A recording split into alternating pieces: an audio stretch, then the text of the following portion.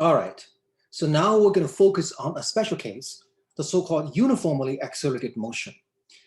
We want to start with something simple enough to deal with mathematically. So you don't want a case where the velocity changes all the time and the acceleration changes all the time. That's the most general case. But you don't want something too simple, such as just uniform velocity. We want the velocity to change. So we want an acceleration.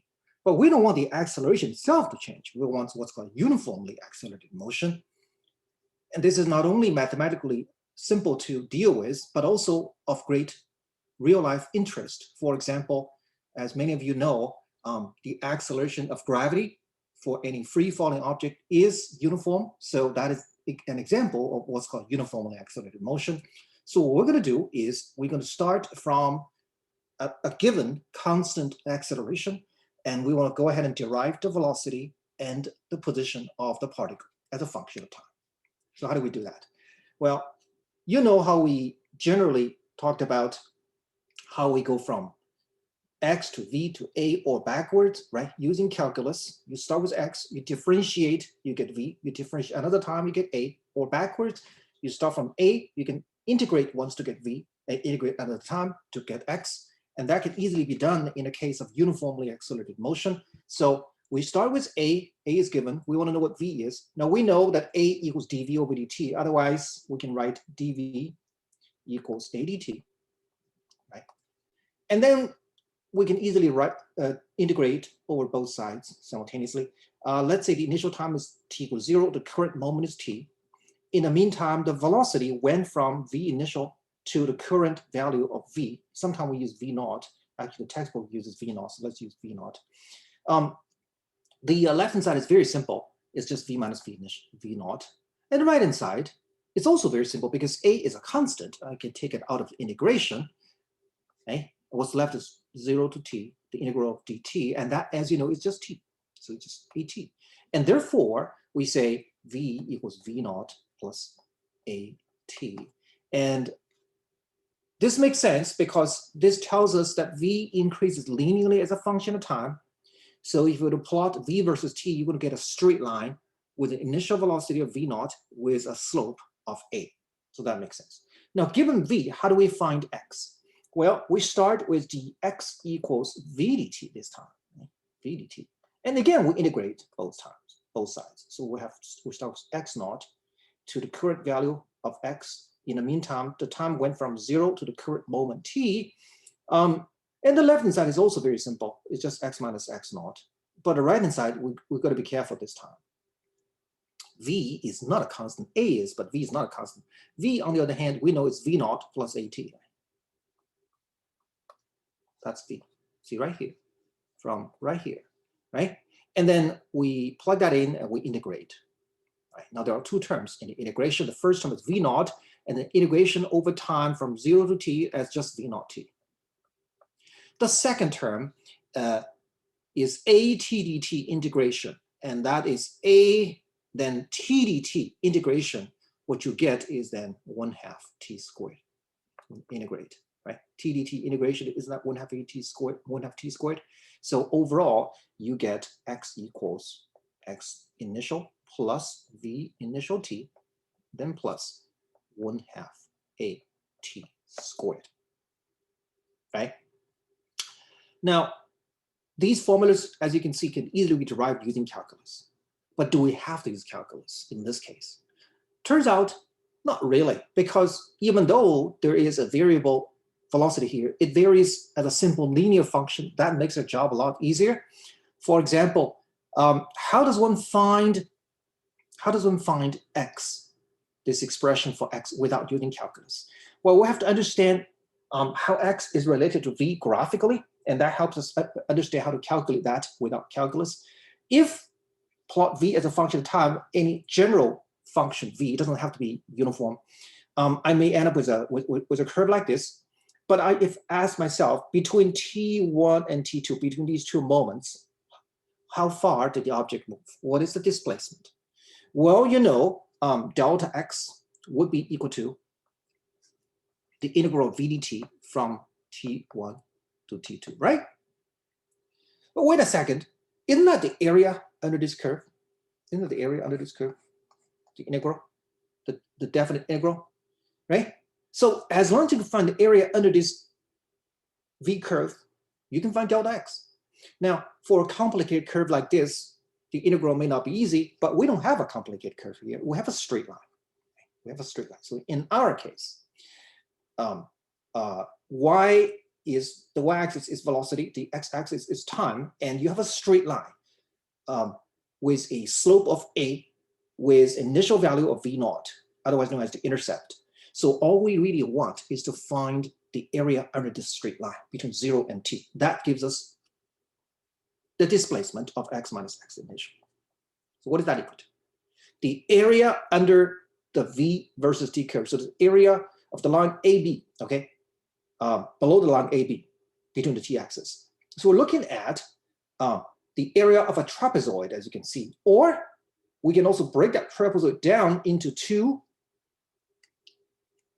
parts. One is this rectangle, and the other is this triangle. Okay, we just have to add the two areas up. So let's add the area of the rectangle first. The area of the rectangle is base times height, of course. So that's t times v naught. So we can write it as v naught t. And then the area of the triangle, which is 1/2 base times height. So it's 1/2. What's the base? Base is between here and there, and that is t. And the height is this. So what is this equal to? Well, the slope is a. The slope of this line is a, and so the distance between here and there is t. So rise over run is t. We're looking for the rise. That's what we're looking for, the rise. And here's the run. Okay, so rise over run equals a, and therefore the rise equals a times the run, which is a times t. So a times another t, and that's 1/2 at squared. So we can write x equals x naught plus v naught t plus 1/2 at squared. That's precisely what we got here with calculus. So you realize that this term is just a rectangular area, and that term is just triangular area. Okay, so that is a special case. We can find x without calculus because we know that the acceleration is uniform. So you get a straight line v versus t. All right, so we have so far two useful equations for uniformly accelerated motion. So here is one, and here is another. Let me highlight it. All right. So here is one, and here's another. And you notice that both of these formulas, one for v, one for x, these are both functions of time, right? Functions of time. So you have a t here, a t here, and a t here. So given t, I can find v, and I can find x. Okay. Now, what if you have a situation where you're not given the time t? You're given other information, such as how far the thing has moved, such as the acceleration, and such as initial speed, and so on. Can you find other information that's missing without knowing t? Well, all you need really is to find an equation without t in it. And that we can easily do because we have two equations, both with t in it. I can solve t from the first equation and plug in the second equation, then I don't have t anymore. And out of these two equations, 1 and 2, the first one is obviously easier because it's a linear equation. So I can solve for t. It's just v minus v naught over a, right? Which I can then plug into the second equation. So let me start with solving for t from the first equation. T equals v minus v naught over a. That's from here. And then plug this t into here and into here. And what do I get? All right, let's work out the algebra here. So I have x equals x naught plus v naught. T again is v minus v naught over a, right? And the next term, 1/2 at squared, 1/2 a. Again, t is v minus v naught over a. Then I square that. You see, there is no t in this equation anymore. All I have to do is clean things up a little bit, okay? And you can easily complete the algebra, and you end up with this. You end up with v squared minus v naught squared equal to 2ax minus x naught. This is the third commonly used equation in uniformly accelerated motion. There is no t in it. So equation number 3 here, which is often used as well. Now, all of these equations came from one origin, that is a given constant acceleration. So given this, everything else is derived from this using the connection between a and v, and then v and x. So all these formulas, 1, 2, and 3, they are all interconnected. They're not independent of one another. For example, if I start with 1, by integration, you get 2. We did that. We did that precisely. But we can go backwards. We can go from the second equation, go back to the first equation by going the reversal of integration, which is derivative, right? So, you know, we can go backwards. We can go back. How do we go backwards? We differentiate every term of the second equation relative to with respect to t. And if we do so, the first term is dx dt. So let me write it down here. Dx dt is, that's the first term, dx dt. And the next term, we have to differentiate this with respect to time, and that's a constant, that's 0. Okay? And then for this term v naught t, when I differentiate it, what do I get? I just get v naught, because dt over dt is 1. The next term is 1/2 at squared. Now when I differentiate with respect to t, I get t squared, which I take a derivative, I get 2t. So you get 1/2 a times 2t. Okay, so 1/2 a times 2t, that's at. See, that's just dx over dt equals v naught plus at, but dx dt is just v. So v equals v naught plus at. We go back to equation 1. Okay, so equation 1 and 2 is by integration. Equation 2 back to 1 is by differentiation. They're all interconnected. And of course, the third equation, we already saw how it came from. We used equation number 1 to solve for t, which we plug into the second equation. So you see, the third equation is derived from both equations number 1 and 2. So all of these equations are interconnected. Okay, there's one last commonly used equation when it comes to uniform accelerated motion, and that is how you find the average velocity. The average velocity, by definition, for any motion doesn't have uniform accelerated motion. It's such that when you give it a time interval delta t, you find the thing had a displacement of delta x. Then the average velocity is defined as delta x over delta t. Okay, what happens if you have a uniform accelerated motion? What is that equal to? What is the average velocity equal to? Well, let's consider a case like this. You have a uniform accelerated motion, so the velocity is a straight line as a function of time. You start from v initial, you end up with v final. Okay, what is the average velocity? Well, you know, the average velocity, again, is delta x over delta t. We need to find delta x, which is, by the way,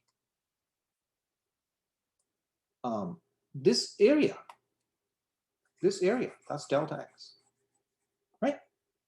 And then you divide it by delta t. This delta t is between here and there, that's delta t.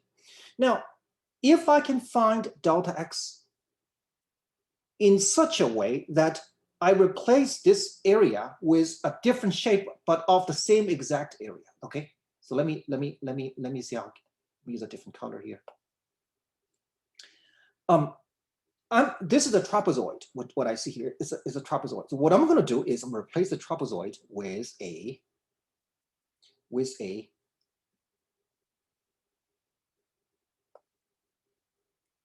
rectangle. Let's find a midpoint between A and B, point A and point B. And I'm going to draw a straight line parallel to the t-axis right here like this. You realize that you're looking at a pair of similar triangles here, 1 and 2. They obviously have the same area. So therefore, the area of this trapezoid is the same as the area of this rectangle, because I simply replace this area with that area, you know, right? So delta x is the same whether I look at this trapezoid or look at this rectangle. But if I look at the rectangle here, what is the area of this rectangle? Isn't that equal to base times height? Base is t between here and there, or delta t, right? Delta t. And height is the distance between here and there, which is, look, this one is halfway between here and there. So clearly, if this v initial, this v final, that the midpoint, isn't that equal to 1/2 of v initial plus v final? Right? So therefore, delta x can be rewritten as, let me go back to here, rewritten as the area of this rectangle, which is 1/2 v initial plus v final, and then times delta t. is delta t. And then divided by delta t.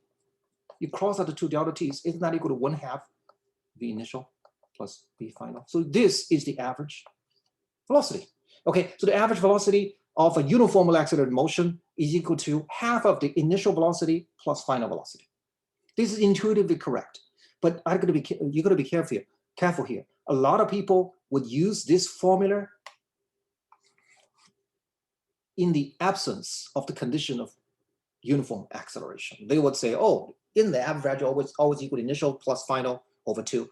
No. That is not always true. We could do that because we're looking at a trapezoid here, because this is a straight line. V behaves like a straight line because the acceleration is a constant. If I have a situation where the v versus t curve is different, right?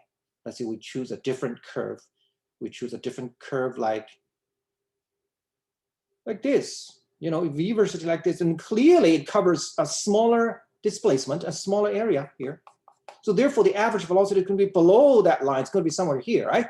So you cannot always use v average equals 1/2 of v initial plus v final, except if you know that the acceleration is a constant. Yes, then you can do that. Okay, so here is a fourth commonly used equation. So we have 4 equations for uniformly accelerated motion. They're all interconnected, but you should know all of them because some equations are easier to use, more useful than others at solving different problems. So I have a list of these 4 equations. Here is this list. I'm going to add a fourth one, of course, to the list, the average velocity for v average equals 1/2 of v naught plus the current value v. This is the average velocity between v naught and the current value v. Okay, again, they're all interconnected, but you will find them useful for different problems depending on what you're looking for. So in the next chapter, in the next lecture, we're going to apply our knowledge of uniformly accelerated motion that we learned here. Okay, apply this knowledge to solve problems. And we're going to start with perhaps the single most famous example of uniformly accelerated motion, and that is free fall. So we're going to do that in our next lecture.